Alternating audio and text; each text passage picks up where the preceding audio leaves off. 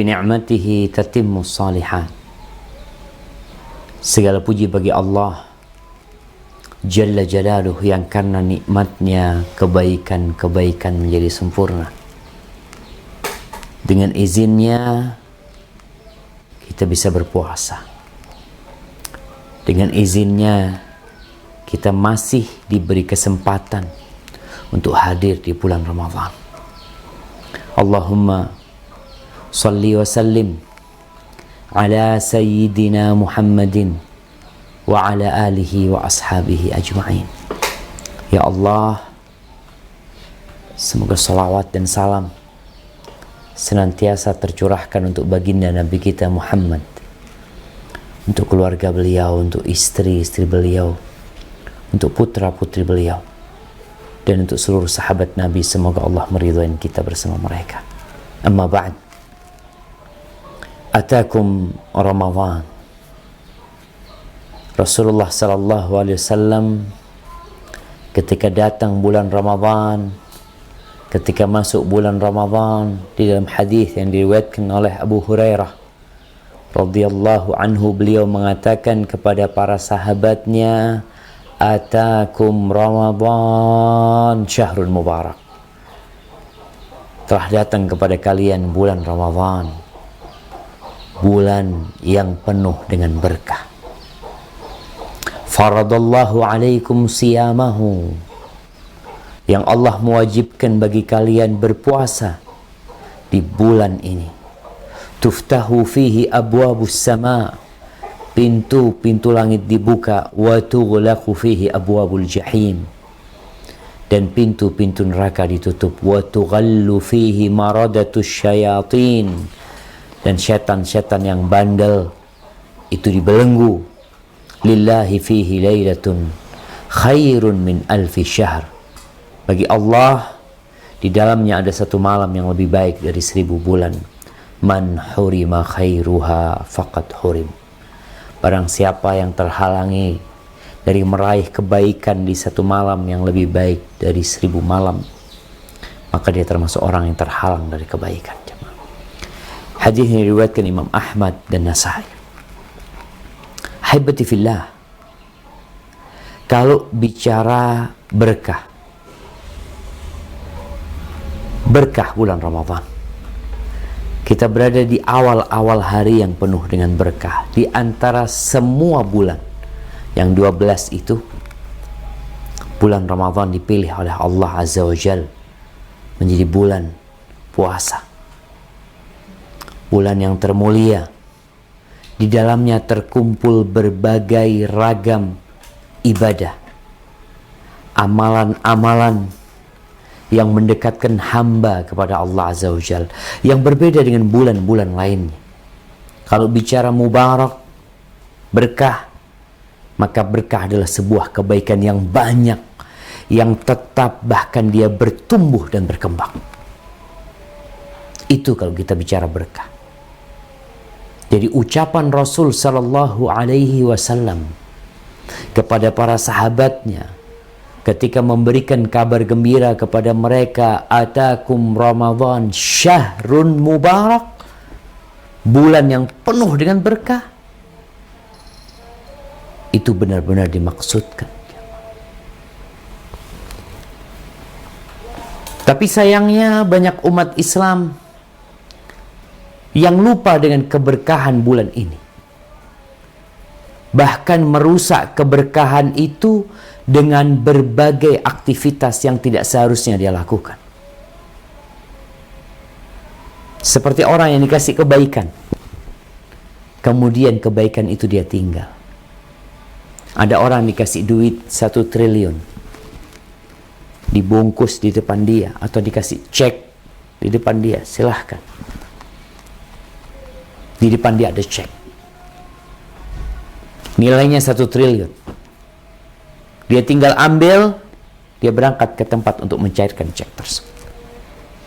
Tapi ada orang yang melihat cek tersebut, dia abaikan, dia berangkat ke tempat lain.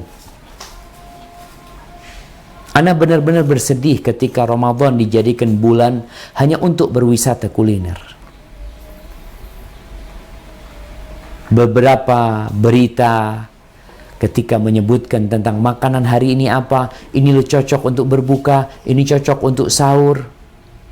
Ada lagi acara tontonan, ini lo ada film yang bagus untuk mendampingi kalian ketika berada di bulan Ramadan, ketika kalian berpuasa, habiskan waktu-waktu menunggu malam dengan menonton film. Kita seperti orang yang dikasih duit 1 triliun, kasih cek tadi, kemudian kita tinggalkan.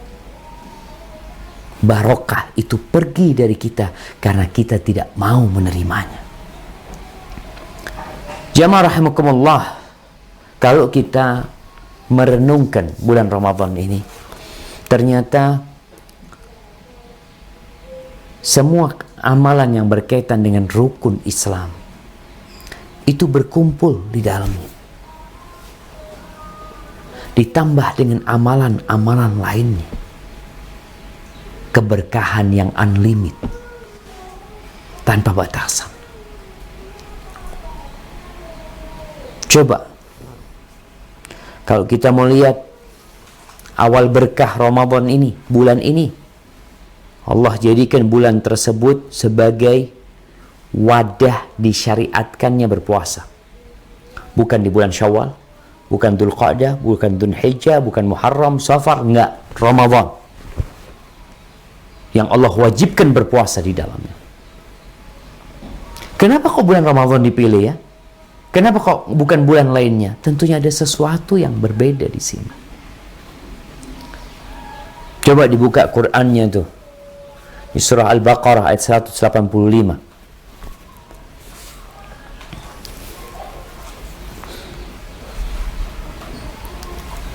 Nah. Ya.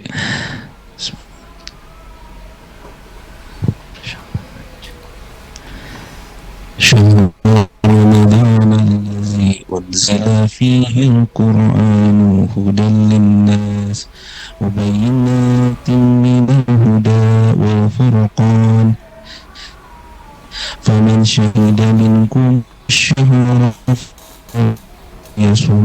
Ya, cukup sampai sini. وكان معلوم sekarang faidatun ayyam, yang artinya beberapa hari yang ditentukan itu ialah bulan Ramadan, bulan yang di dalamnya diturunkan permulaan Al-Quran sebagai petunjuk bagi manusia dan penjelasan-penjelasan mengenai petunjuk itu dan pembeda antara yang hak dan yang batil. Barakallahu fikum. Faman syahida minkum asy-syahr falyasum. Yang hadir di bulan Ramadan ini, hendaklah dia berpuasa. Allah tinggikan derajat bulan Ramadan sebagai bulan puasa, bulan turunnya Al-Quranul Karim. Ini bulan berkah jemaah. Tinggal kita niat enggak. Kalau orang berpikir mau ngalap berkah, kadangkala salah tempat, salah waktu. Sekarang dikasih bulan berkah, nggak diambil tuh berkahnya. Allah jadikan bulan ini sebagai bulan puasa. Tadi di hadis yang kita bacakan bahwa Nabi SAW menjelaskan pintu-pintu langit, pintu-pintu surga dibuka. Allah ingin kita bersegera menuju Allah Azza wa Jalla. Seperti orang yang dibukakan pintu rumahnya. Apa yang diinginkan dari orang yang sedang berada di depan rumah? Ada orang ngetuk pintu, lalu Anda bukain pintunya. Apa yang seharusnya dilakukan oleh orang tersebut? Masuk ke dalam, tafadhal. Dan itu terjadi di bulan Ramadan. Pintu-pintu surga dibuka. Pintu-pintu neraka ditutup. Setan-setan dibelenggu. Untuk apa dilakukan itu semua? Untuk kita. Agar kita bersungguh-sungguh untuk mengambil berkah ini. Segala fasilitas sudah disediakan. Segala kemudahan telah diberikan. Tapi tinggal kita tuh niat enggak untuk ngambil berkah Ramadan ini. Ahibati fillah, kita tahu puasa itu salah satu rukun Islam. Kalau bicara rukun, pondasi, tiang yang menegakkan agama kita itu ada 5. Salah satunya adalah puasa di bulan Ramadan. Bunyal Islamu ala khams. Islam itu dibangun di atas 5 pondasi, 5 tiang. Syahadatu an la ilaha illallah, wa iqamis salah, wa ita'iz zakah, wal hajj, wa saumi Ramadan, dan puasa di bulan Ramadan. Sebagian manusia ada yang merasa dirinya baik. Fulan ini orang baik Ustaz, Masya Allah Ustaz ya, suka bantu orang lain. Cuma sayangnya dia nggak puasa. Hilang tuh kebaikan seperti rumah yang runtuh. Gimana dikatakan dia orang baik, sedangkan dia manusia yang diancam masuk neraka? Sebuah rukun agamanya dia tinggalkan. Dan meninggalkan rukun Islam ini menyebabkan pelakunya berada di dalam area yang sangat membahayakan dia. Kalau syahadat selesai, dia bukan Islam. Sholat diragukan keislamannya. Meninggalkan Ramadan menyebabkan pelakunya dalam ancaman yang dahsyat. Kemudian kalau kita lihat berkahnya Ramadan ini, berkah kebersamaan.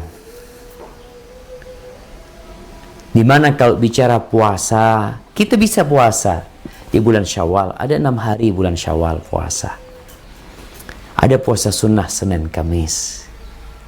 Ada puasa Daud. Ada puasa awal bulan Dzulhijjah. Ada puasa Muharram. Puasa Asyura. Tapi Ramadan Allah jadikan semuanya berpuasa. Gimana nggak berkah kita? Satu rumah semuanya puasa. Satu kampung semuanya puasa. Satu negara semuanya puasa. Yang lebih indah, satu dunia, umat Islam yang berjumlah 1,7 M semuanya berpuasa. Rasul sallallahu alaihi wasallam mengatakan, sumu li ru'yatihi wa aftiru li ru'yatihi. Berpuasalah kalian ketika melihat hilal Ramadan dan berbukalah ketika melihat hilal Syawal.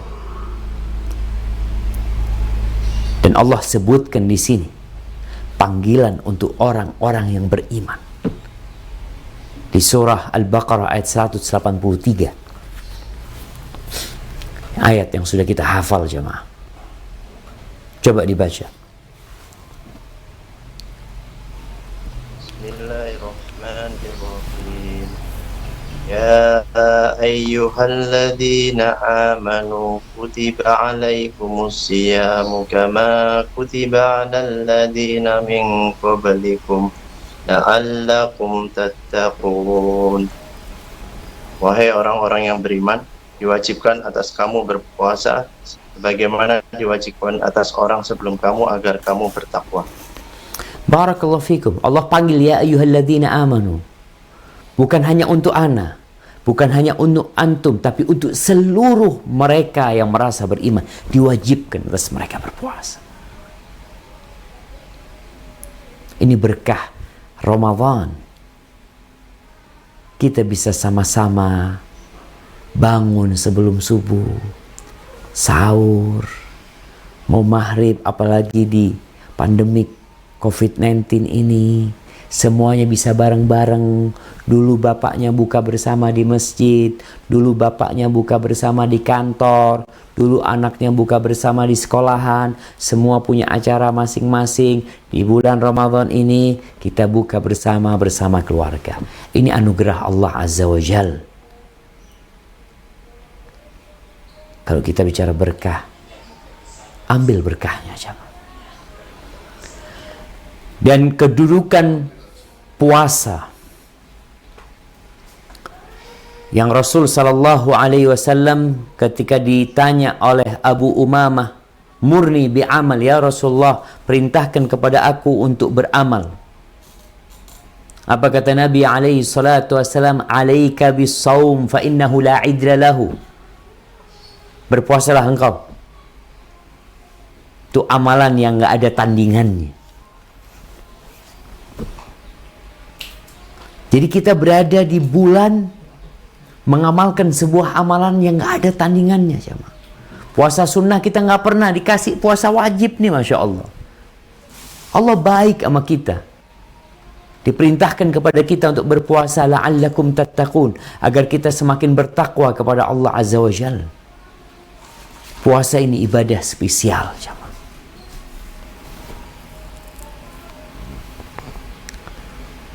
Bagaimana Rasulullah sallallahu alaihi wasallam mengatakan, qala Allah azza wa jal, kullu amal ibni Adam lahu illa siyam fa innahu li wa ana ajzi bihi. Kata Allah, semua amalan anaknya Adam itu bagi dia. Artinya perhitungannya itu sudah dijelaskan. 1 dilipatkan jadi 10, 10 jadi 700. Tapi kalau puasa, Allah mengatakan illa siyam, kecuali ibadah puasa itu milikku dan aku yang akan kasih pahala. Jadi kalau ditanya pahala puasa ini berapa kali lipat Pak Ustaz? Nggak ada yang tahu. Yang tahu siapa? Allah Azza wa Jalla. Dengan kehormatan dan kebesaran Allah, Allah akan memberikan pahala. Ahibati fillah, dan kita tahu puasa ini juga ibadah kesabaran. Sabar kita. Kalau anak lihat ya di bulan Ramadan, anak-anak yang sedang belajar puasa, anak punya anak, itu kalau sudah agak siang dikit ribut ini itu, lapar, haus, minta hari ini puasa sampai zuhur, besok puasa maghrib. Dia ngomong karena dia masih kecil.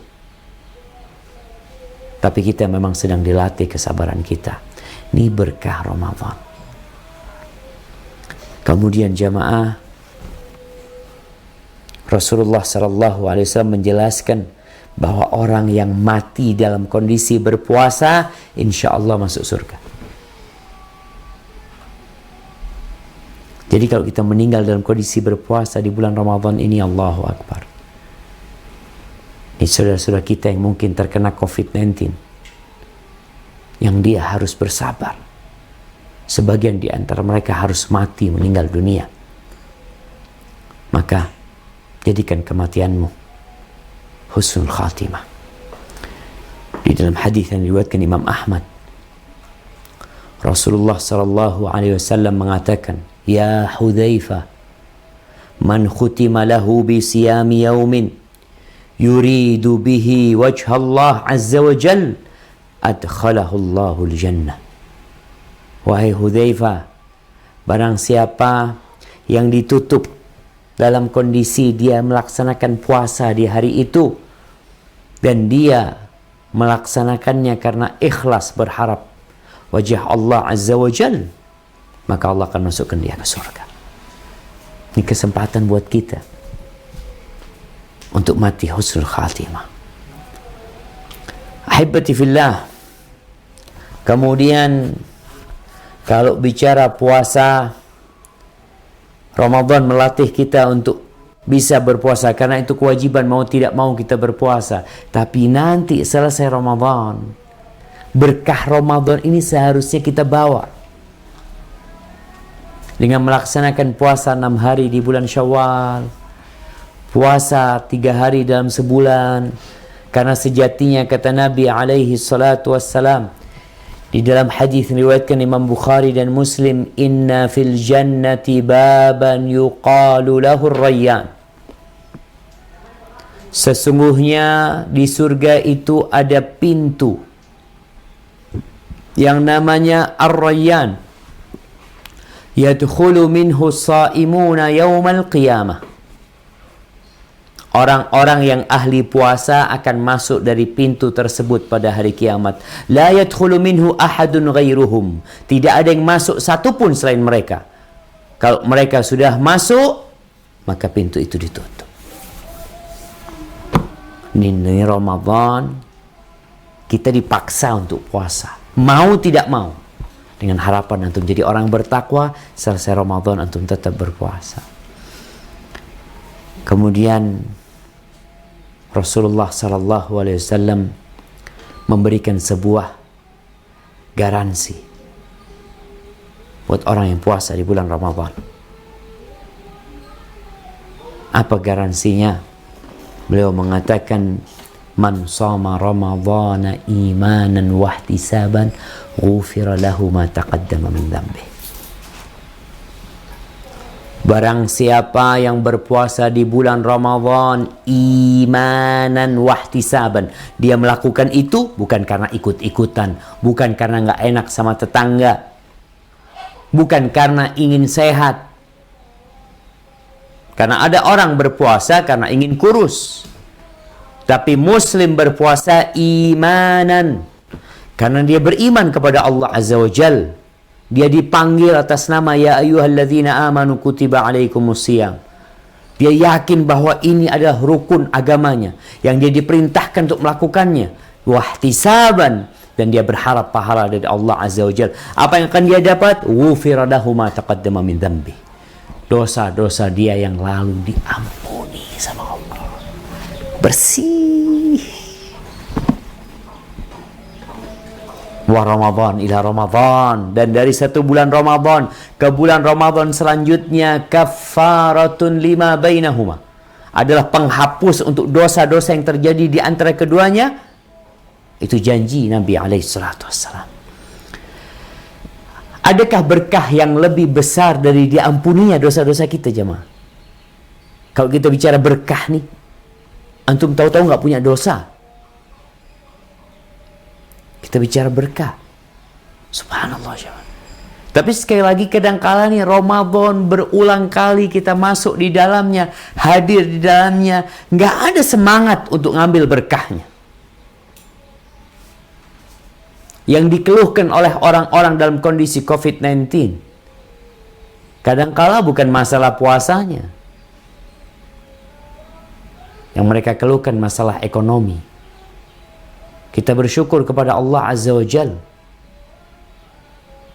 bahwasanya umat Islam dalam kondisi seperti ini memang dia tidak terlalu memikirkan perutnya. Dia sedang berpuasa. Dia sedang menahan emosinya, menahan nafsunya di bulan Ramadan ini. Sehingga ketika engkau berpikir untuk mengambil berkah Ramadan, ambil berkah Ramadan, diampuni dosa-dosa. Kemudian kalau kita lihat ada amalan-amalan yang berkaitan dengan puasa itu sendiri yang penuh dengan berkah. Salah satunya adalah makan sahur.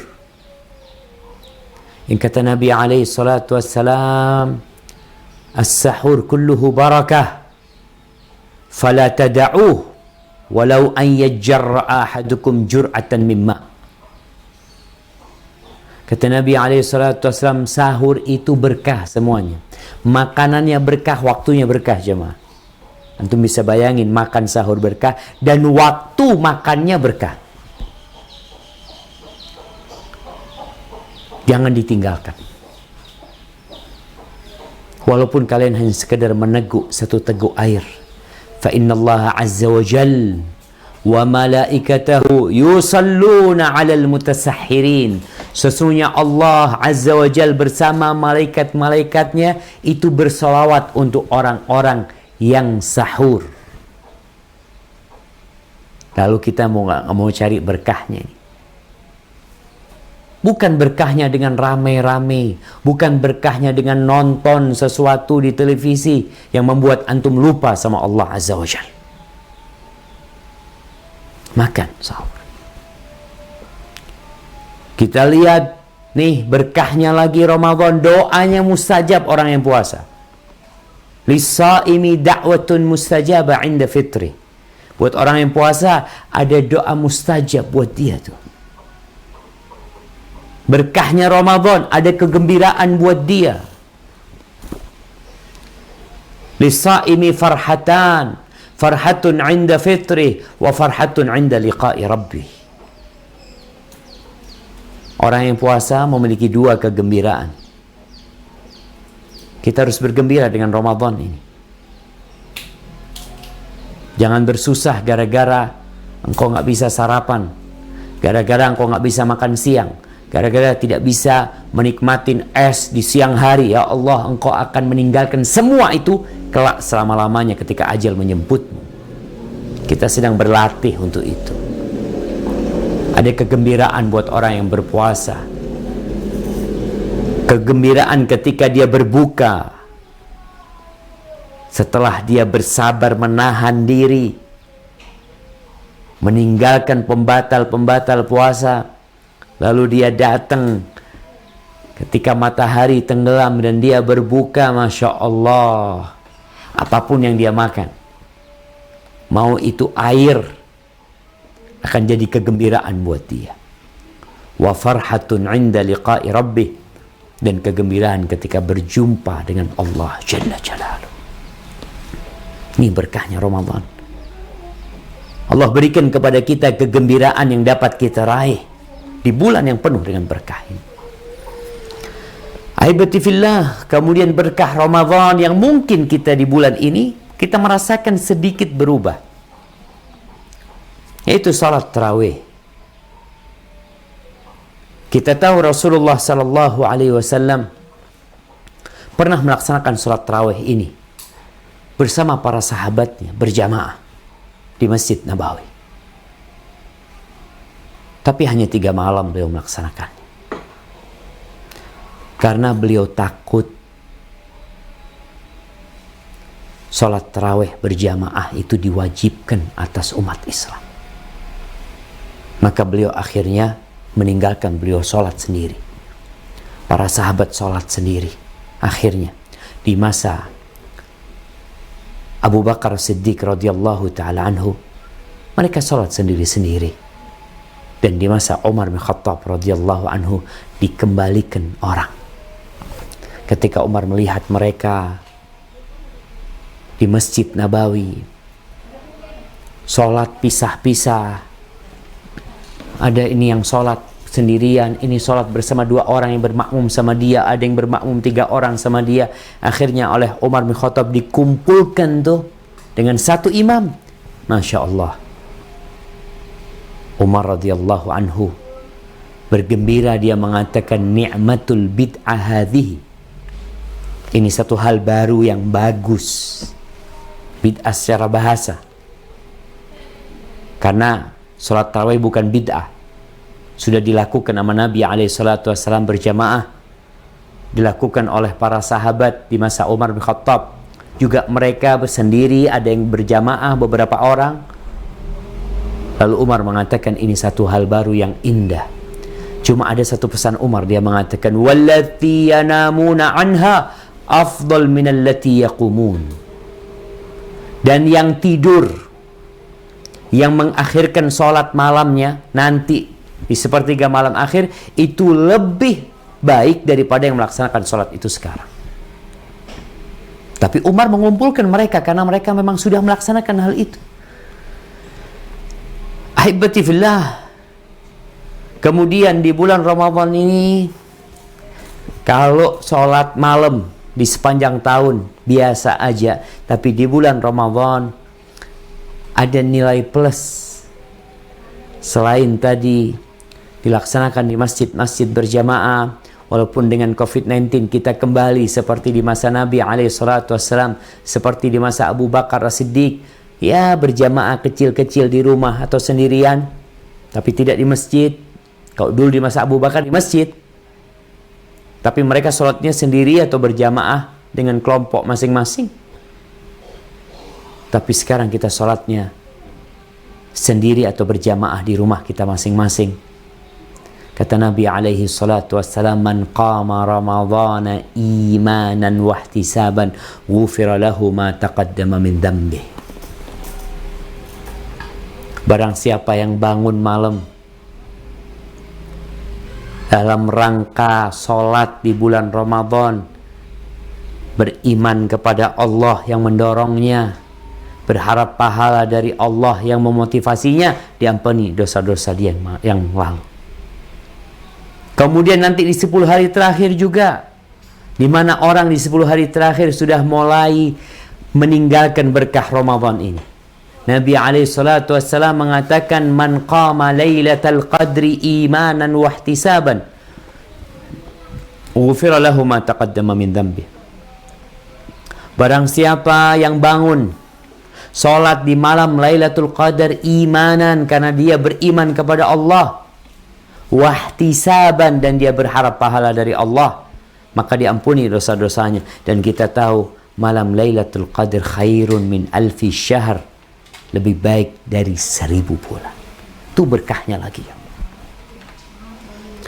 Kemudian kalau kita bicara zakat dan sedekah, kita udah bicara puasa, kita bicara sholat, yang kita tahu itu rukun Islam. Tapi di bulan Ramadan ada sholat-sholat tambahan untuk menyempurnakan sholat kita yang menjadi rukun Islam. Yang kita tahu yang pertama akan dihisap adalah sholat kita. Kalau sholatnya baik, insya Allah semua amalnya baik. Kalau sholatnya kurang, semua amalnya akan kurang. Kalau sholatnya kurang, nanti yang wajib ditambahkan dengan yang sunnah-sunnah. Kemudian kalau bicara zakat dan sedekah, nah di bulan Ramadan kita diwajibkan zakatul fitr. Farada Rasulullah sallallahu alaihi wasallam zakatul fitri tuhratan lis-saim. Nabi alaihi salatu wasallam mewajibkan zakat fitrah atau zakat fitri sebagai pembersih untuk puasa dari ucapan-ucapan yang omong kosong, perbuatan-perbuatan yang enggak seharusnya, wa tu'matan lil masakin, dan untuk ngasih makan orang-orang miskin. Dan kalau kita melihat Rasulullah sallallahu alaihi wasallam di bulan Ramadan ini,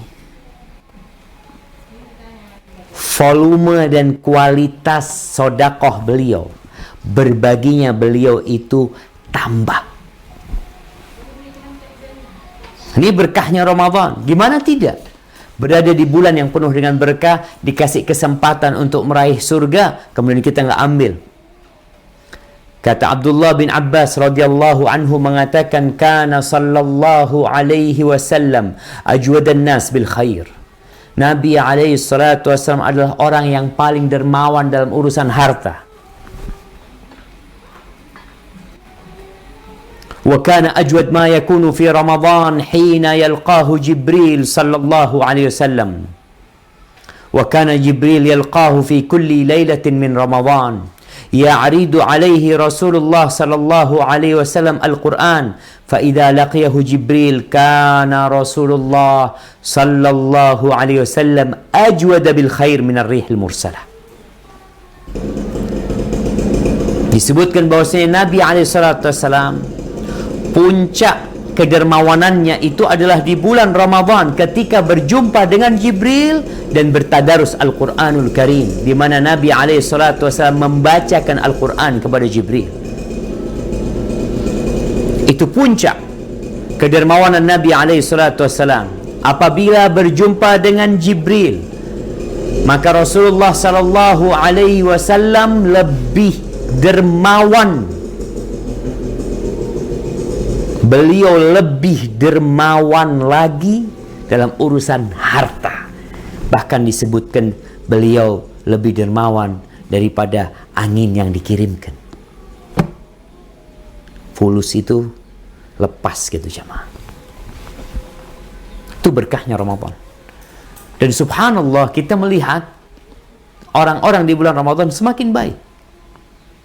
Dan kalau bicara zakat harta, maka sejatinya tidak harus dikeluarkan di bulan Ramadan. Kapan sampai nisabnya, kapan telah berputar 1 tahun, maka silahkan. Atau bukan silahkan, dia wajib mengeluarkan zakatnya. Tapi ada yang menepati bulan Ramadan sehingga dia selalu mengeluarkan zakatnya di bulan Ramadan. Ahibati fillah, ada riwayat dari Utsman radhiyallahu anhu, dia mengatakan kepada para sahabatnya, hadza syahru zakatikum, ini bulan kalian mengeluarkan zakat. Faman kana alaihi dainun falyuaddihi hatta tukhriju zakat amwalikum. Barang siapa yang punya utang, bayar, lunasin utangnya. Sehingga kalian bayarin utang kalian, bayar zakat kalian. Lunasin utangnya, keluarkan zakat kalian. Tuh, bulan Ramadan, berkahnya Ramadan. Baik Ustaz tadi sampaikan bahwasanya semua rukun Islam itu ada di bulan Ramadan. Ya, ada umrah, bukan haji, tapi umrah rasa haji. Gimana tuh? Sekarang COVID-19 Ustaz, nggak berangkat kita umrah, anak udah daftar. Berapa banyak orang yang sudah ngantri mau berangkat bulan Ramadan, udah nabung nggak jadi berangkat. Subhanallah, di bulan Ramadan ini umrah itu yang sebagian menyebut haji kecil. Umrah itu di bulan Ramadan, kata Nabi alaihi salatu wassalam, umratun fi Ramadan ta'dilu hajjatan ma'i. Umrah di bulan Ramadan seperti berhaji atau setara dengan berhaji bersamaku. Hada kata Nabi alaihi salatu wassalam. Itu berkahnya Ramadan. Antum mau umrah 100 kali, tapi kalau tidak di bulan Ramadan, maka tidak akan dapat menandingi haji bersama Nabi alaihissalam. Maka kalau bicara orang mau umrah, usahakan di bulan Ramadan. Sekarang niat. Yang udah daftar, insya Allah dia sudah mendapatkan pahala umrah di bulan Ramadan. Ahibati fillah, Ibn Abdul Bar mengatakan syahrul Ramadan mimma yudha'af fihi amalul bir. Bulan Ramadan adalah bulan di mana amal kebajikan dilipat gandakan. Wa dzalika dalilun ala 'azimi fadli. Ini adalah dalil atas besarnya keutamaan atau kemuliaan bulan Ramadan. Wa fihi annal hajj afdalu minal umrah. Wa dzalika wallahu alam lima fihi min ziyadatil masyaqqah fil amali wal infaq. Dan di dalamnya haji itu lebih utama daripada umrah. Artinya orang ketika umrah di bulan Ramadan dikasih pahala haji bersama Nabi alaihissalatu wassalam. Kenapa?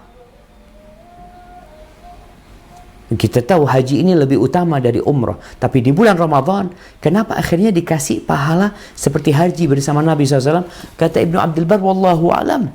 Mungkin dikarenakan di dalamnya ada tambahan kelelahan, tambahan kecapean dalam beramal dan dalam nafkah. Makanya kalau orang mengatakan, Ustaz, umrah Ramadan ini aduh, mahal Pak Ustadz. Iya. Lebih mahal memang. Karena ramainya orang di sana, capeknya orang ketika umrah di bulan Ramadan. Tapi pahalanya Allah berikan setara dengan kelelahan tersebut. Al-Munawi mengatakan, ay tuqabiluha wa tumathiluha fi thawab. yakni umrah di bulan Ramadan itu setara atau menyamai pahalanya haji bersama Nabi SAW. Kenapa? Lianna thawab yafdulu bi fadilatil waqti. Karena pahala itu akan menjadi utama, akan menjadi lebih dengan keutamaan waktunya. Subhanallah jamaah. Ini Nabi SAW memotivasi kita untuk mengambil berkahnya Ramadan, umrah di bulan Ramadan. Kemudian di antara berkah Ramadan tadi kita sebutkan doa. Nah, Rasulullah sallallahu alaihi wasallam mengatakan salatu da'awatin mustajabat. Ada 3 doa yang dikabulkan oleh Allah Jalla Jalaluh. Da'watus saim, doanya orang yang puasa. Wa da'watul madlum, dan doanya orang yang dizalimi. Wa da'watul musafir, dan doanya orang yang dalam perjalanan. Terus antum gak mau banyak-banyak doa nih. Banyak orang punya masalah, Ustadz, ana punya masalah, ana punya ini, itu. Nih, kita punya masalah dengan COVID-19. Sekarang umat Islam jutaan, miliar lebih, 1 miliar lebih umat Islam berpuasa. Insya Allah waktunya berdoa. Mohon sama Allah Azza wa Jalla agar kita dikasih kesembuhan. Minta afiat, minta keselamatan dari segala penyakit. Da'watus shaim, doanya orang puasa dari pagi engkau sampai berbuka. Kesempatan untuk memohon kepada Allah Azza wa Jalla. Tinggal engkau mau berdoa apa tidak. Kemudian di dalam hadis lainnya disebutkan doa yang tidak ditolak ini adalah ketika berbuka. Disebutkan thalathutun la turaddu da'watuhum. Salah satunya wasaim hina yuftir, dan orang yang puasa ketika dia berbuka. Jadi ketika berbuka harapan dikabulkannya doa lebih besar. Maka hendaklah kita memohon kepada Allah Azza wa Jalla. Apa aja masalahmu?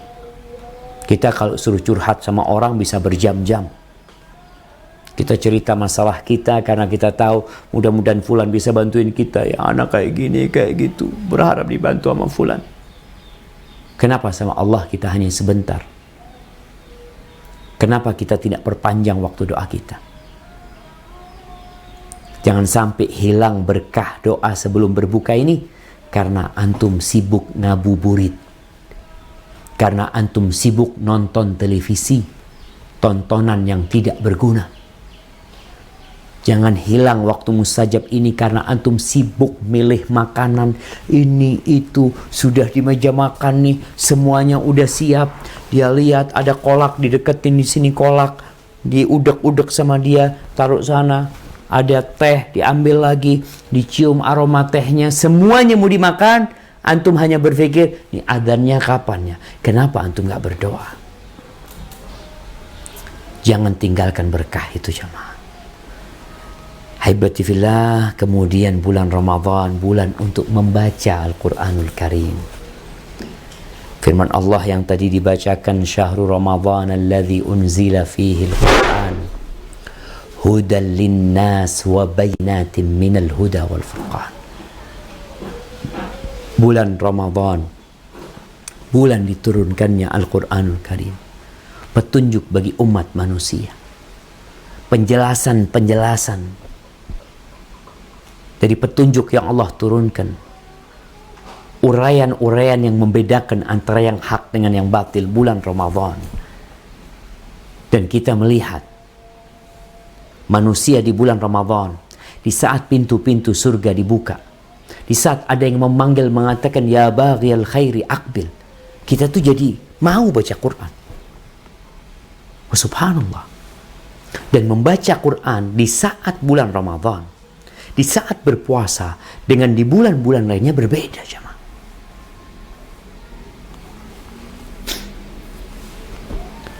Kita tuh mungkin sudah menghatamkan banyak kitab, banyak buku. Tapi antum berapa kali menghatamkan Al-Quranul Karim dengan artinya? Sehingga antum jadi faham kenapa ana diciptakan. Untuk apa anak hidup? Ini yang kadangkala manusia lupa dengan berkah Ramadan. Selesai Ramadan belum selesai Qur'annya. Hafalan Qur'annya juga gak pernah nambah di bulan Ramadan. Sepanjang hidupnya Ramadan tidak pernah menjadi kesempatan untuk menambah hafalannya. Antum tahu jamaah, puasa Dan Quran ini kelak akan datang memberikan syafaat pada hari kiamat.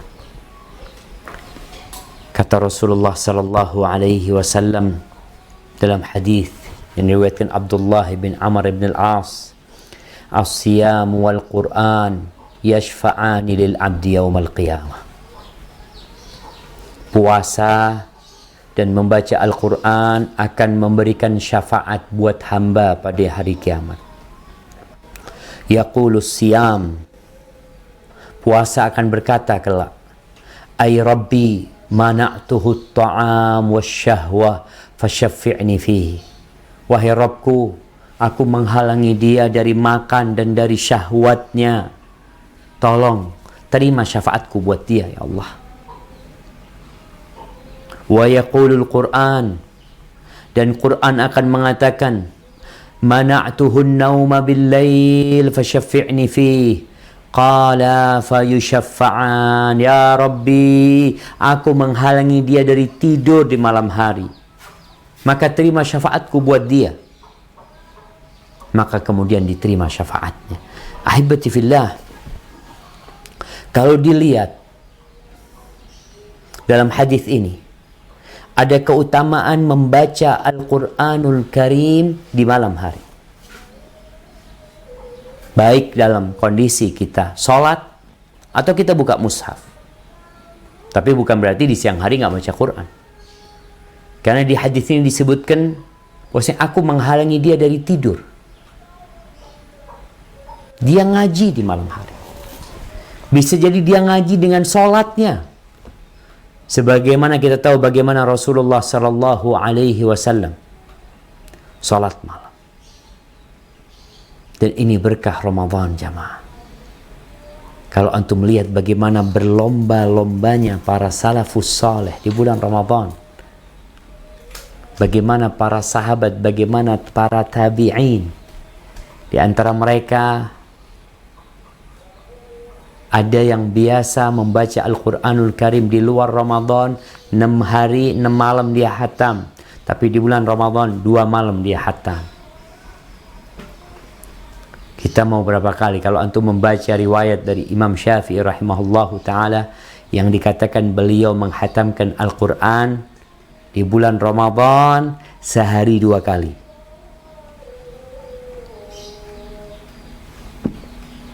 Terus antum mau ngomong apa? Ustaz, bukankah ada larangan kalau baca Quran paling enggak 3 hari? Udah antum 3 hari sekali hatam.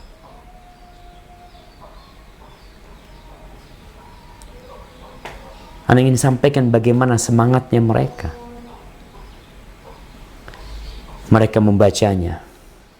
Mereka mentadabburinya. Mereka mengkajinya. Bukan hanya membaca huruf-hurufnya saja. Kita semua tahu membaca satu huruf dari Al-Quranul Karim dapat 10 kebaikan. Antum dapat hadiah kalau baca hurufnya. Tapi kalau antum membaca huruf dan maknanya, antum mendapatkan hadiah dan hidayah dari Allah Subhanahu wa taala. Dan di antara berkah Ramadan ini madrasatul akhlak. Ramadan ini adalah sekolahan karakter untuk menempa jiwa, untuk mendidik manusia menjadi manusia yang berkarakter. Bagaimana tidak jamaah? Kalau kita lihat tuh orang dididik di bulan Ramadan selama 1 bulan penuh untuk hidup disiplin. Dia tahu kapan dia bersahur, kapan dia berhenti makan, dan kapan dia memulai makan kembali. Dididik untuk disiplin. Di bulan Ramadan ini dia dididik untuk menjaga kemaluannya, menjaga syahwatnya. Istri dia yang halal, dia menahan diri. Dia tahu selama siang hari bulan Ramadan nggak boleh mendekati istri, ngumpulin istrinya. Dan kita tahu jemaah, orang yang mengumpulin istrinya di siang hari di bulan Ramadan dia itu harus mengganti dengan membebaskan budak atau puasa 2 bulan berturut-turut. 1 hari bulan Ramadan dirusak dengan menghubungi istrinya yang halal buat dia. Kita jangan bicarakan yang berzina, na'udzubillah min dzalik. Masih ada yang berzina, ya na'udzubillah min dzalik, jemaah. Ini istrinya yang halal, yang mubah untuk dia hubungin. Tapi karena dia sedang puasa di siang hari Ramadan, kemudian dia hubungin, maka dia harus menggantikan 1 hari itu dengan 3 bulan berturut-turut puasa. Kalau nggak mampu ngasih makan 60 orang miskin. Artinya memang Allah jadikan bulan Ramadan sebagai madrasah, sebagai sekolahan untuk mendidik nafsu antum, agar antum jadi manusia dan tidak jadi binatang. Apa beda manusia sama binatang? Binatang tuh apa aja yang di depan dia, dia makan. Dia tidak pernah urusan itu milik siapa. Subhanallah ya. Anak kemarin panen, ini bicara binatang. Anak sempat panen beberapa buah pepaya di kebunnya Abah. Setelah panen anak taruh. Kemudian anak masuk ke rumah. Tahu-tahu 1 pepaya itu sudah tinggal sedikit. Siapa yang makan? Ayam. Ayamnya salah? Enggak. Kenapa? Karena dia ayam, bukan manusia. Tapi kalau manusia seperti ayam, na'udzubillah min dzalik. Bulan Ramadan kita dididik untuk tidak memasukkan ke mulut kita, untuk tidak melakukan tindakan mengikuti nafsu kita semau kita. Kita harus kontrol diri kita, dan itu di bulan Ramadan. Makan pun kita atur. Nafsu kita terhadap istri kita, terhadap perempuan, kita kontrol. Lisan kita dari berbicara omong kosong, dari mencaci maki, menghina orang, kita jaga supaya puasa kita ada nilainya. Kalau enggak, rubba shaimin laisa lahu min siyamihi illa al-ju' wal 'atash. Berapa banyak orang puasa yang tidak dapat apa-apa kecuali lapar dan haus. Maka di sini jamaah kita benar-benar dididik, ditempa untuk jadi manusia, tidak jadi binatang kita. Untuk menjaga mulut kita, menjaga perut kita, dan menjaga yang di bawah perut kita. Dan itu yang membedakan manusia dengan binatang. Manusia itu ikut aturan. Makanya kadang-kala orang kalau sudah marah ya sama manusia yang tidak ngikut aturan, keluar kalimat-kalimat binatang. Kadang-kala ada tulisan besar, yang buang sampah di sini hanya anjing. Anjing. Ya memang dia di mana saja buang kotorannya. Itu yang membedakan manusia. Dikasih akal, dikasih aturan, ikutin aturan tersebut. Subhanallah jemaah, Rasulullah sallallahu alaihi wasallam mengatakan dalam hadis riwayatkan Imam Bukhari dan Muslim, "As-siyamu junnah, fa idza kana yaumu shaumi ahadikum fala yarfuth wa la yaskhab, fa in sabbahu ahadun aw qatalahu falyaqul inni sha'im inni sha'im." Puasa itu benteng. Puasa itu perisai. Orang ketika berperang dia perlu perisai untuk melindungi dirinya dari anak panah, untuk melindungi dirinya dari tebasan pedang. Apabila seorang sedang puasa, di hari dia puasa, maka hendaklah dia mengeluarkan kata-kata kotor, omongan-omongan kosong, celaan, cacian. Kalau ada yang mengajak dia berantem, ada yang membuli dia, ada yang mencaci dia, maka hendaklah dia mengatakan inni sha'im, aku sedang berpuasa, aku sedang berpuasa. Subhanallah jemaah. Tuh madrasatul Ramadan. Kita diajarin untuk nahan emosi. Nggak kuat antum gimana? Antum nahan lapar aja kuat. Nahan dahaga kuat. Emosi nggak kuat. Lapar dahaganya nggak ada nilainya.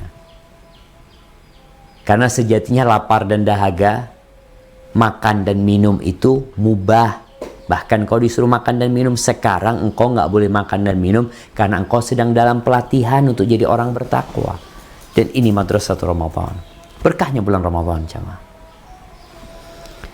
Kemudian di antara berkah Ramadan yang lainnya adalah ada pembebasan dari api neraka.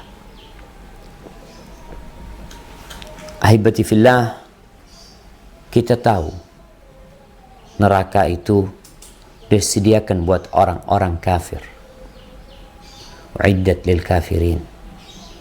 Disediakan untuk orang-orang munafiqin. Kata Allah Azza wa Jal, Innal munafiqina fid darkil asfali minan nar.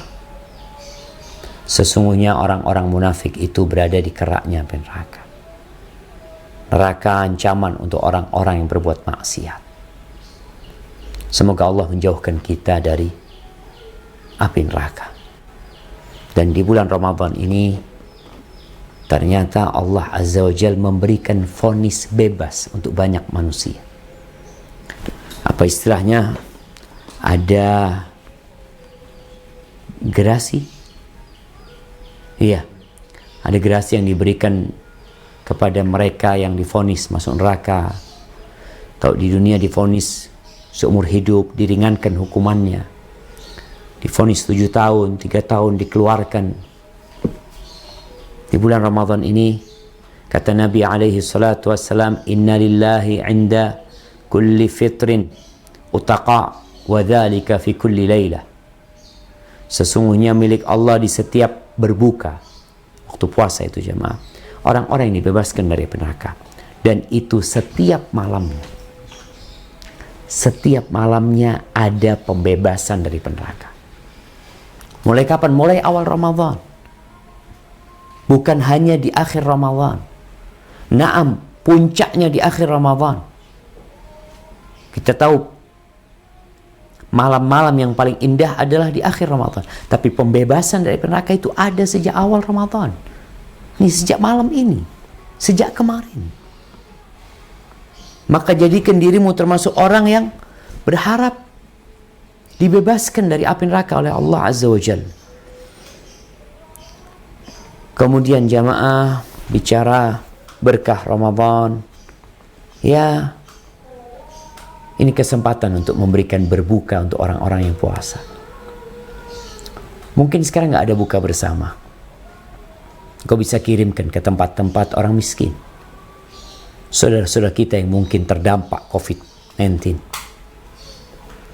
Kata Nabi SAW, Man fattara sa'iman.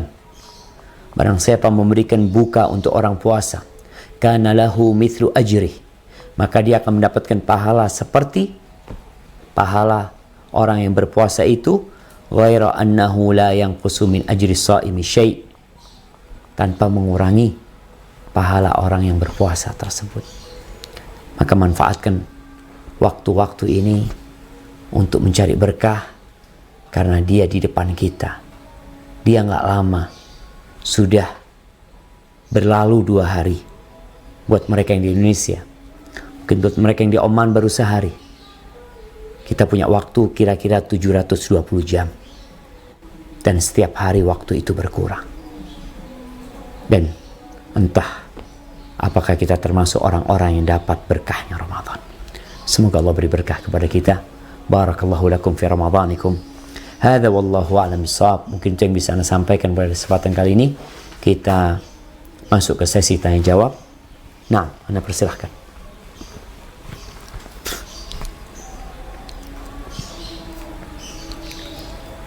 Assalamualaikum Ustaz. Nah, tafadhol. Halo, Assalamualaikum Ustaz. Waalaikumsalam warahmatullahi wabarakatuh. Ya, ini ada pertanyaan Ustaz, pertanyaan titipan dari Ummahat. apakah parameter kerabat dekat yang bisa menerima zakat? Ceritanya ini mereka tidak bisa dapat KJP, Kartu Jakarta Pintar, karena dianggap mampu. Masih ada rumah sendiri juga, motor-motor dan rumah ber-AC. Sedangkan kerabat dekat kita yang kita anggap paling tidak mampu, tidak ada lagi selain dia. Apakah boleh kita berikan semua zakat kita ke yang bersangkutan, atau baiknya dibagi-bagi ke lainnya juga? Lalu bagaimana hukumnya memberi zakat dengan kerabat dekat yang berhutang dengan kita? Apa diperbolehkan kita potong zakatnya untuk membayar hutangnya dia? Nah, Demikian Ustaz. barakallahu fikum. Naam jamaah. Ya, berkaitan dengan zakat. Kita tahu zakat ini pemiliknya atau orang-orang yang berhak sudah jelas. Sebagaimana yang Allah sebutkan di surat At-Taubah ya. Ayat 60 insyaallah.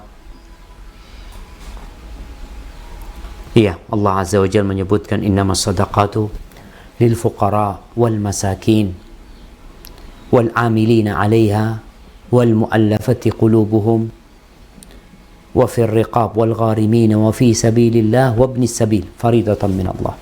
Allah disebutkan tuh. Kalau berkaitan tadi dengan kerabat kita. Kalau kerabat kita tadi masuk yang mana? Tinggal dilihat. Dia itu yang disebutkan, dia tidak dapat kartu apa? Jakarta Pintar. Karena dia dianggap mampu. Tinggal dilihat. Dia mampu enggak? Kalau ternyata dia mampu, kalau bicara aset, mungkin orang punya aset yang memang dia tempatin. Tidak menunjukkan kekayaan dia. Kalau bicara AC, memang AC ini diperlukan di kota Jakarta umpamanya yang panas. Bukan karena orang kaya, tapi karena kebutuhan. Mungkin kalau di daerah seperti Jember belum lah. Tapi kalau dari Jakarta yang udah panas, yang kadang-kala rumahnya juga ventilasi udaranya kurang, sehingga mereka pakai AC. Kemudian motor juga digunakan untuk kerja, ya, bukan motor yang mahal-mahal, tapi motor yang memang digunakan untuk kerja. Dan dia memang nggak mampu. Kalau bicara nggak mampu ini, dia itu bekerja, tapi habis dimakan, gitu loh. Kalau yang kurang, itu jadi fakir. Jadi kalau dikatakan miskin, ada yang mengatakan dia yang tidak punya nisab zakat ya. Dia nggak punya, artinya dia nggak punya simpanan ya. Yang dia dapat ya dia makan, dia habis. Maka dia berhak mendapatkan zakat. Kalau yang tadi disampaikan, tinggal dilihat apakah dia termasuk atau tidak. Jadi kalau bicara memiliki mobil memang dibutuhkan, dia bukan punya mobil yang mahal, enggak, mobil yang biasa memang. Dan itu juga untuk kebutuhan dia, karena dia harus antar ini, antar itu, atau untuk kerja dia. Jadi yang dilihat adalah kembali kepada harta yang dia milikin.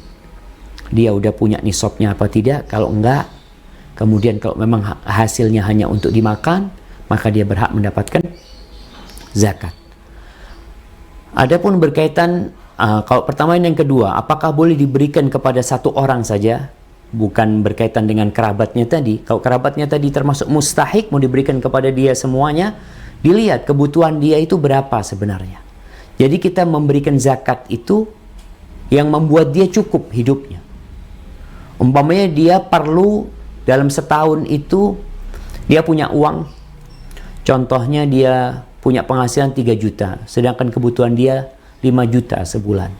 Maka kita cukupin aja 2 juta, kita tambahin untuk setahun, berarti 24 juta kita kasih sama dia semuanya, sehingga dia setahun sudah cukup gitu. Walaupun dia masih mungkin tidak menjadi orang kaya dengan itu, tapi paling tidak kita sudah bantu dia. Jadi zakat itu boleh diberikan kepada satu orang saja sesuai dengan yang dia butuhkan. Adapun berkaitan dengan kerabat kita yang punya utang, bolehkah kita potong zakat ya, sehingga kita nih mau fulan punya utang 10 juta sama anak punya kewajiban zakat 10 juta, udahlah antum anak anggap lunas ya, anak sudah bayarin lewat zakat anak. Enggak boleh. Karena kalau antum potong dia dari uang zakat, dia nggak terima zakat. Uang yang antum pinjamkan kepada dia nggak ada. Kalau antum mau kasihkan kepada dia nih 10 juta, silahkan. Cuma antum nasihatkan, antum kalau bisa selain memenuhi kebutuhan antum lunasi hutang antum. Karena tujuan zakat ini salah satunya adalah untuk kebutuhan dia. Apalagi kalau kondisinya orang-orang itu memang nggak mampu bayar zakat, bayar utang, afwan.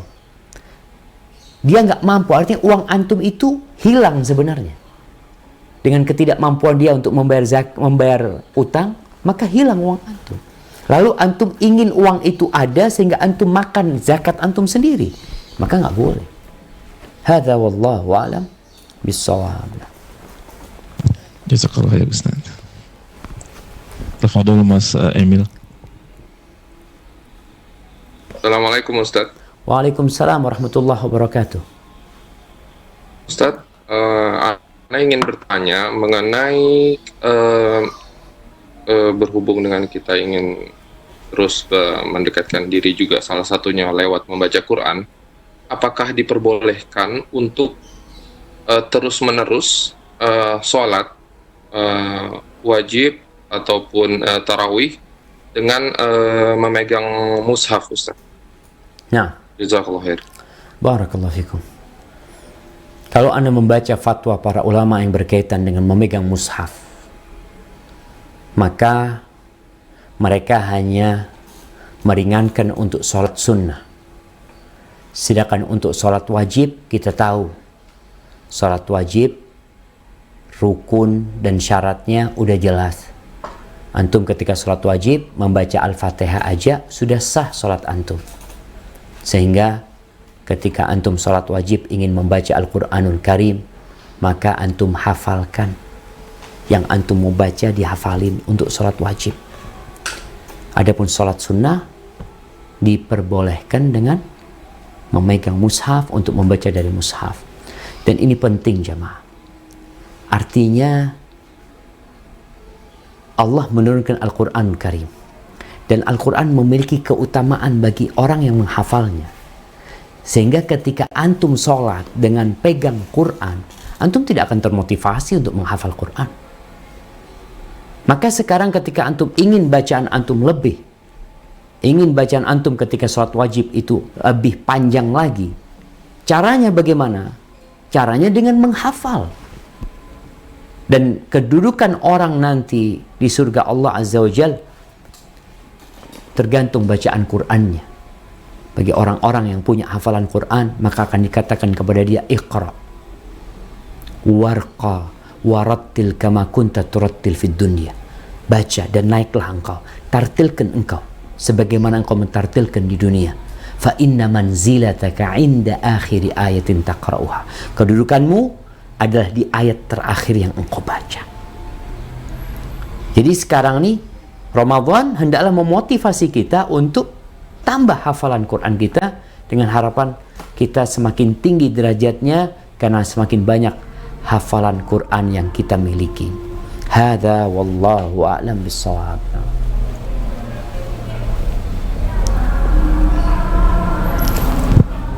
Ada Mas Wawan. Assalamualaikum. Waalaikumsalam warahmatullahi wabarakatuh. Bang Ustaz mau minta penjelasan mengenai sunnah menyegerakan memperlambat sahur dan menyegerakan berbuka. Apakah ada keutamaannya atau keberkahannya di sana, Ustaz? Nah, Jazakallah khair. subhanallah. Iya jemaah. Jadi kalau kita melihat berkaitan dengan menyegerakan berbuka ya, Rasulullah Sallallahu Alaihi Wasallam itu sayang sama umatnya. Beliau itu tidaklah dikasih pilihan dua, melainkan beliau akan memilih yang lebih mudah untuk umatnya. Sehingga beliau mengarahkan umatnya untuk mensegerakan berbuka. Bahkan Nabi SAW mengatakan, ma zalan nasu bi khairin. Orang itu akan dalam kondisi baik. Ma'ajjalul fitra wa akhrus sahur. selama mereka mensegerakan berbuka dan mengakhirkan sahur. Sehingga di sini ada fadilah, ada keutamaan kita mendapatkan kebaikan yang diinginkan oleh Nabi SAW untuk umat. Gak ada lagi alasan untuk ya lemes, capek, ini itu. Segerakan berbuka. Memang pernah Rasulullah SAW mendapati para sahabatnya menyambung puasanya. Nabi itu wisol. Beliau itu berpuasa bisa 2-3 hari beliau nggak berbuka dan nggak sahur. Para sahabat Nabi ketika dilarang sama Nabi SAW, mereka mengatakan, naraka tuwasil, ya Rasulullah, engkau sendiri nyambung puasamu. Maka Nabi menjelaskan SAW, lastu kahayatikum, inni abitu yut'imuni rabbi wa yasqin. Aku tuh nggak sama kalian. Aku tuh bermalam hari, aku dapat makanan dan minuman dari Allah Azza wa Jalla. Bukan makan minuman yang membuat orang merasakan kenyang, memang enggak. Tapi mendapatkan anugerah dari Allah Azza wa Jalla. Dengan bermunajat kepada Allah Azza wa Jalla, Allah berikan cahaya-cahaya keimanan yang membuat beliau nggak perlu makan, nggak perlu minum. Kalian nggak sama, kata Nabi SAW.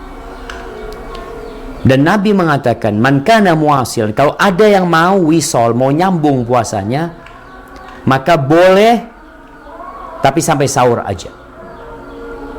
Jadi dia itu berbukanya waktu sahur, tapi ini nggak baik. Karena Nabi SAW menyuruh kita mensegerakan berbuka. Bahkan Nabi SAW berbukanya itu sebelum sholat. Ceritanya Aisyah radhiyallahu taala anha bagaimana Nabi SAW di rumah berbuka. Cerita para sahabat lain, Nabi SAW kalau ada kurma rutop, ya, kurma muda beliau makan. Kalau nggak ada kurma tua pun beliau makan. Kalau nggak hasawatin minal ma, beliau meneguk beberapa tegukan air, kemudian beliau berangkat sholat. Artinya beliau mensegerakan untuk berbuka. Sholat. Kemudian kalau antum nggak mau makan lagi, nggak apa-apa, sudah. Yang penting antum sudah berbuka. Jadi itu keutamaan berbuka. Kalau sahur sendiri, subhanallah ya.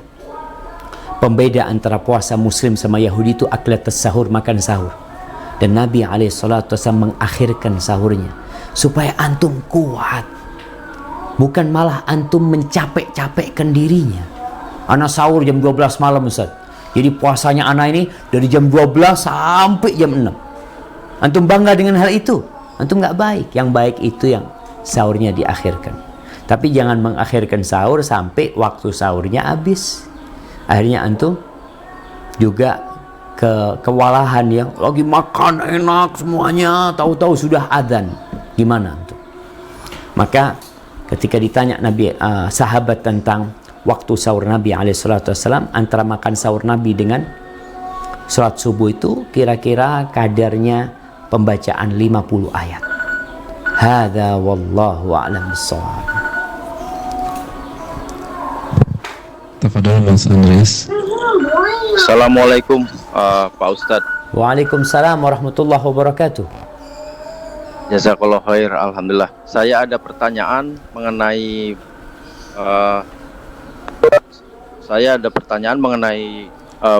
baca Al-Quran. Mana yang lebih mulia dari sisi keutamaan atau pahalanya? Apakah kita sedang berpuasa atau sesudah berbuka? Karena dalam hal ini kita berpuasa dalam membaca Al-Quran, berharap pahala kita lebih banyak saat kita membaca Al-Quran dalam kondisi berpuasa ketimbang ketika sudah berbuka. Jazakallah khair. Barakallahu fikum. Nah, jamaah, ini pertanyaan yang menarik, ya, karena bicara tentang prioritas, tentang at-tafadul bainal a'mal, ya, tentang mana yang lebih utama. Kita itu ingin pahalanya yang lebih besar. Apakah membaca Al-Qur'annya di siang harinya ketika kita sedang puasa, atau membaca Qur'annya di malam harinya? Kalau tadi kita membaca hadis tentang bagaimana Qur'an dan puasa akan memberikan syafaat, jadi puasa ketika dia memberikan syafaat pada hari kiamat, dia berkata kepada Allah Azza wa Jal, dia mengatakan, ay Rabbi mana'tuhu ta'am wa syahwah. Ya Rabbku, aku menghalangi dia dari makan dan dari syahwatnya, maka tolong beri syafaat dia. Artinya selamatkan dia. Adapun Quran ketika memberikan syafaat, ngomong apa Quran ini? Quran ini berkata, ay Rabbi mana'tuhun nauma bil lail. Wahai Rabbku, aku halang-halangi dia dari tidur di malam hari, maka terimalah syafaatku. Jadi mana yang lebih utama? Kalau antara orang yang di siang hari sama malam hari, yang lebih utama adalah di malam hari membaca Al-Quran Karim. Apalagi ketika membacanya dengan sholat malam, bacanya di sepertiga malam akhir, maka itu lebih utama. Tapi bukan berarti antum ketika siang hari nggak utama, tetap kita berada di bulan Ramadan. Namun waktu malam hari adalah waktu untuk membaca Al-Quranul Karim. Makanya Nabi SAW ketika tadarus Quran sama Jibril itu bukan di siang hari, tapi di malam harinya. Hadza wallahu a'lam bissawab.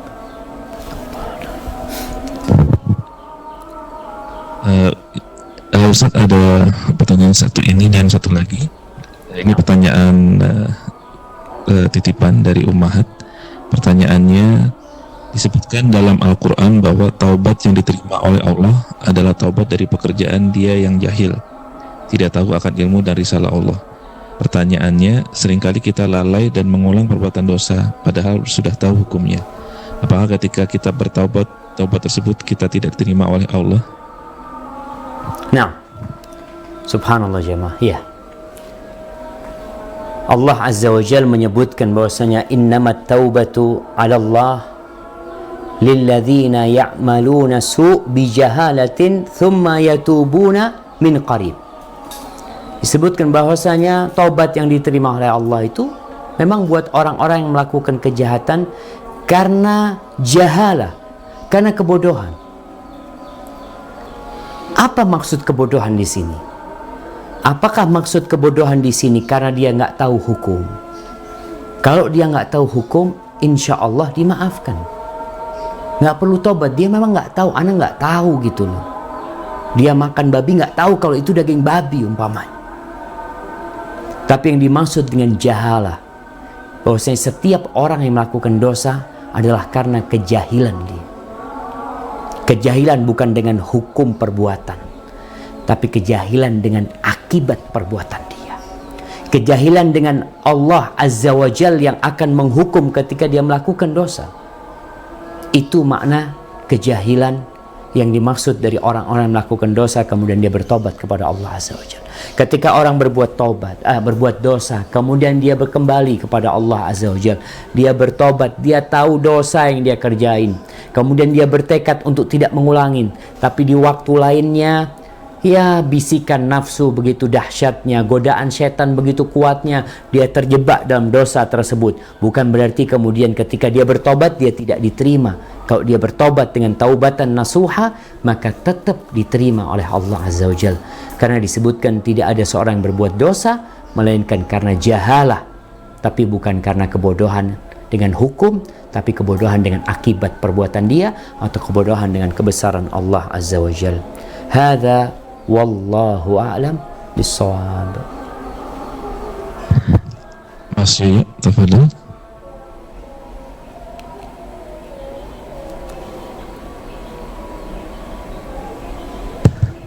Assalamualaikum warahmatullahi wabarakatuh, Ustaz. Waalaikumsalam warahmatullahi wabarakatuh.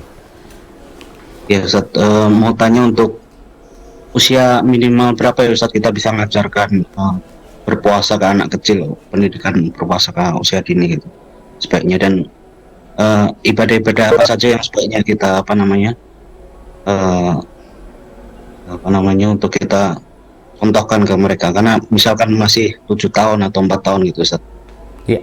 Seperti apa pendidikan yang terbaik? Barakallahu fikum. Nah, kalau kita lihat ya, anak-anak ini kapan diajarin ibadah-ibadah ya?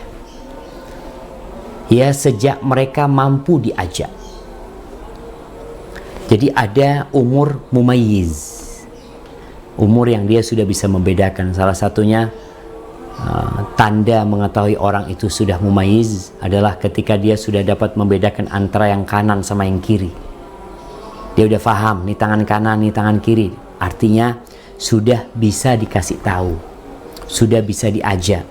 Kalau sholat kita tahu perintah Nabi SAW mulai umur 7 tahun itu disuruh. Artinya dia sudah harus sholat, disuruh. Tapi sebelum 7 tahun kalau dia bisa diajak, ya diajak. Karena kita tahu ada anak-anak yang diajak memang ke masjid tapi malah mengganggu orang satu masjid. Maka nggak baik yang seperti itu. Kalau puasa, kita lihat anak kita diajarin puasa. Diajarin nahan, makan, mamanya dia sudah mulai udah paham kanan dan kiri. Udah bisa diajak berbicara. Insya Allah sudah bisa diajak belajar beribadah. Umurnya dari satu orang ke orang kadang-kala berbeda-beda. Ada anak-anak kecil, makanya Anda lihat kadang-kala anaknya orang, ya Allah kok udah bisa puasa dia ya. Sedangkan hadza fulan sudah gede, tapi tetap nggak bisa diajak puasa. Ya mungkin akalnya berbeda dengan dia. Artinya proses kesempurnaan akalnya itu kadang-kala dari satu anak ke anak lainnya berbeda. Atau penyebabnya memang, nih fulan umurnya masih 7 tahun, udah bisa puasa maghrib, nih fulan umurnya 8 tahun masih puasa setengah hari umpamanya, masih latihan puasa setengah hari. Apa bedanya? Kadangkala bedanya orang tuanya, bukan anaknya, tapi orang tuanya. Yang ini orang tuanya berusaha untuk mengajak anaknya. Para sahabat Nabi ketika mereka nyuruh anak-anak kecil mereka puasa, itu ketika nangis diajak main sama mereka, diajak ini, itu, sehingga lupa dengan makan. Tapi ada orang tua yang nggak kuat. Anaknya minta makan, lapar, ya udahlah makanlah daripada sakit, umpamanya seperti itu. Padahal pelatihan itu kadangkala perlu dilakukan buat anak-anak kita. Tapi dengan catatan tadi, jangan sampai membahayakan mereka. Makanya perlu sahur yang cukup ya, perlu minum vitamin ya. Insya Allah dengan cara seperti itu, anak-anak sudah bisa latihan puasa. Jadi ingat, ketika anak itu sudah bisa membedakan antara yang kiri dan kanan, insya Allah sudah mulai bisa diajarin untuk beribadah kepada Allah Azza wa Jalla. Tapi itu menjadi pertanyaan terakhir jamaah, karena di sini sudah masuk waktu asar. Insya Allah, semoga kita bisa berjumpa kembali dalam kesempatan yang akan datang. Semoga Ramadan menjadi Ramadan yang penuh dengan berkah buat kita bersama. Subhanakallahumma bihamdika, asyhadu an la ilaha illa anta, astaghfiruka wa atubu ilaik. Wassalamualaikum warahmatullahi wabarakatuh.